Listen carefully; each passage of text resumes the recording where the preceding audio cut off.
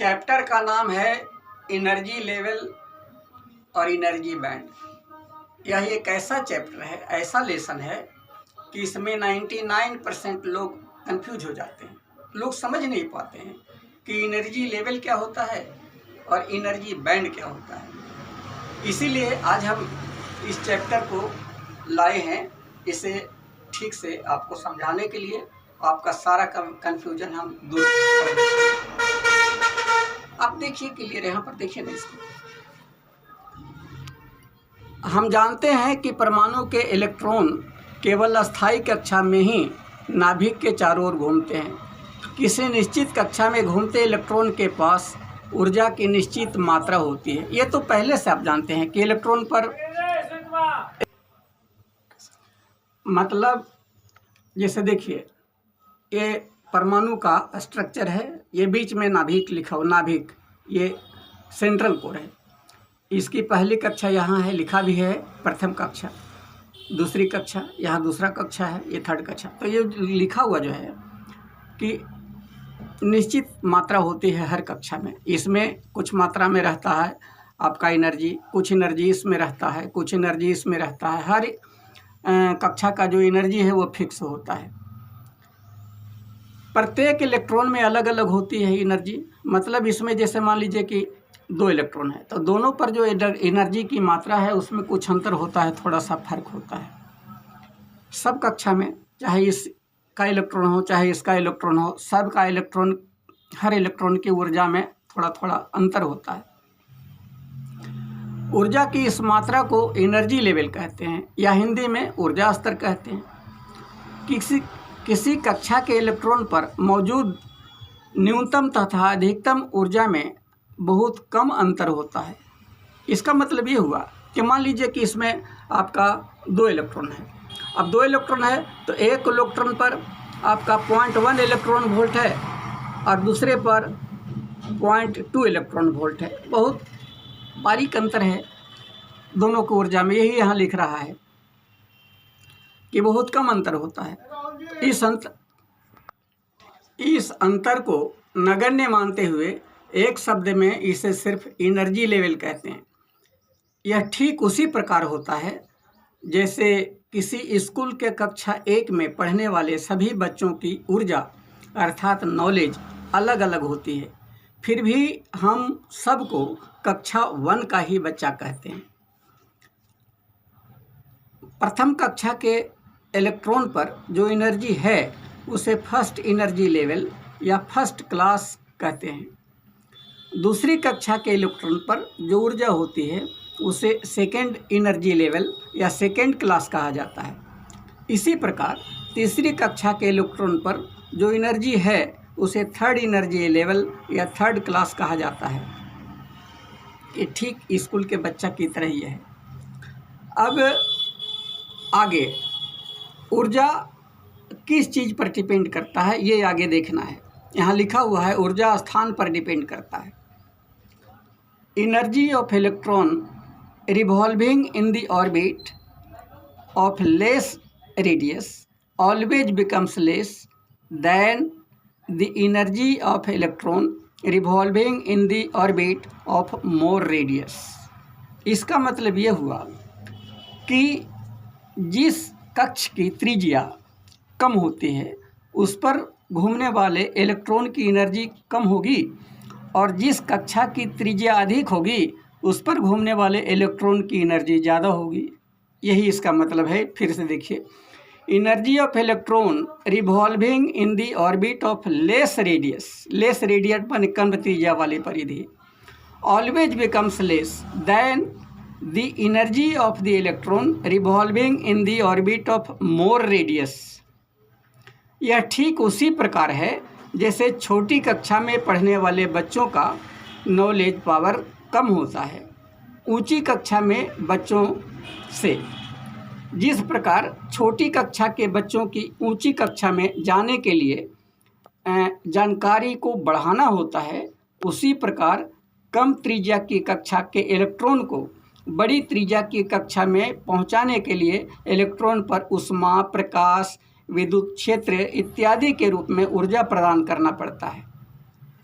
इसका मुख्य कारण यह है कि कम त्रिज्या की कक्षा के इलेक्ट्रॉन पर नाभिक द्वारा कम आकर्षण बल लगता है, जबकि अधिक त्रिज्या की कक्षा के इलेक्ट्रॉन पर न्यूक्लियस द्वारा अधिक आकर्षण बल लगता है।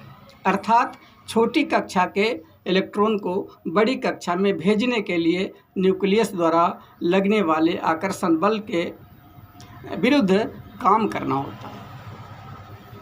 ये था आपका एनर्जी लेवल की परिभाषा, एनर्जी लेवल का डिटेल। अब हम यहाँ पर लिखा हुआ है एनर्जी लेवल। अब हम आपको दिखाते हैं, बताते हैं कि एनर्जी बैंड क्या होता है। यहाँ देखिए लिखा हुआ है एनर्जी बैंड। क्रिस्टल में परमाणुओं की संख्या लाखों में होती है, अतः सभी परमाणुओं के समान कक्षा के इलेक्ट्रॉन की ऊर्जाएं अर्थात एनर्जी लेवल आपस में मिलकर एक बैंड का रूप धारण कर लेते हैं। जैसे सभी परमाणुओं के कक्षा 1 का ऊर्जा स्तर एक साथ मिलकर एक बैंड का रूप धारण कर लेते हैं। इस प्रकार एनर्जी के 4 बैंड बन जाते हैं। नाम इसका है first band, second band, valence band, conduction band. Valence यहाँ फर्स्ट बैंड है, यहाँ सेकेंड बैंड है, इसका मतलब ही थर्ड बैंड हुआ। थर्ड बैंड को वैलेंस बैंड लिखा हुआ है। ये चौथा बैंड हुआ, चौथा बैंड को कंडक्शन बैंड लिखा हुआ। ये जो है यहाँ लिखा हुआ चित्र में सिलिकॉन परमाणु की एनर्जी दिखाए गए हैं।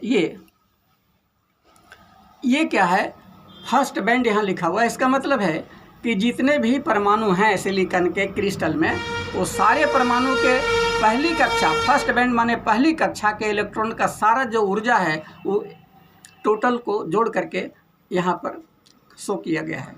उसी प्रकार उसी क्रिस्टल के सारे परमाणुओं के दूसरी कक्षा की एनर्जी को जोड़ के यहाँ दिखाया गया है, तीसरी कक्षा की एनर्जी को जोड़ के यहाँ दिखाया गया है। और ये जो है वैलेंस बैंड है, इसमें तो रहता ही नहीं है, इलेक्ट्रॉन इधर उधर भटकते रहता है।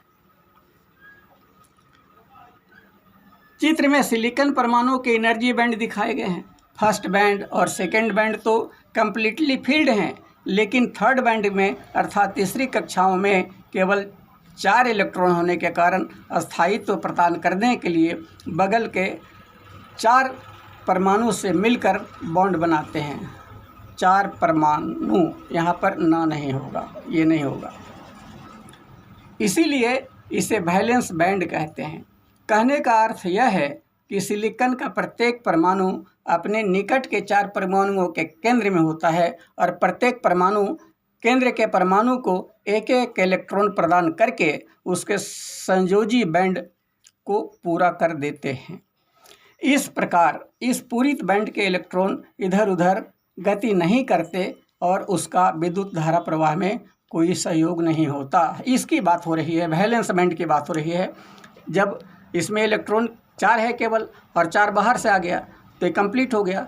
तो यहाँ पर कंप्लीट होने के बाद फिर इधर उधर जाता नहीं है, वही लिख रहा है, इधर उधर गति नहीं करते और उसका विद्युत धारा प्रवाह में कोई सहयोग नहीं होता।